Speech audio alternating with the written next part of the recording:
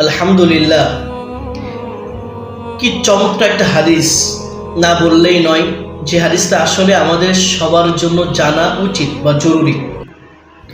তিন ব্যক্তির কোনো গুনাহ লেখা হয় না।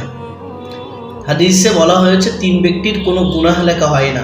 এক নম্বর, আন-নাইম, ঘুমন্ত ব্যক্তি, হাত্তা ইয়াস্তাইকিজ, যতক্ষণ পর্যন্ত মানুষ ঘুমায় ততক্ষণ পর্যন্ত তার কোনো গুনাহ লেখা হয় না, যতক্ষণ না ওই ব্যক্তি জাগ্রত হয়ে কোনো গুনাহের কাজ না করে।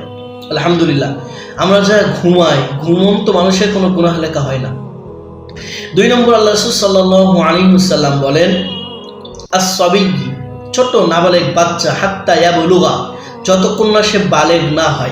অর্থাৎ একজন মানুষ, একজন ছোট্ট বাচ্চা যতক্ষণ না পর্যন্ত আপনার প্রাপ্ত বয়স্কে উপনীত না হয় ততক্ষণ পর্যন্ত তার কোনো গুনাহ লেখা হয় না। সুবহানাল্লাহ।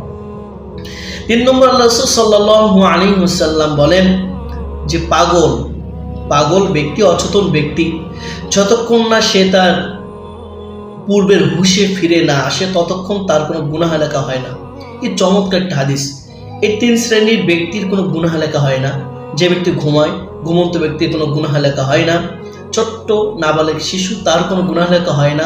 যারা পাগল হয়ে যায় তাদেরও কোনো গুনাহ লেখা হয় না। আল্লাহ রাসূল সাল্লাল্লাহু আলাইহি ওয়াসাল্লামে এমন অসংখ্য হাদিস রয়েছে যে হাদিসগুলো আমাদের জন্য সুখবর, আমাদের জন্য হেদায়েত স্বরূপ।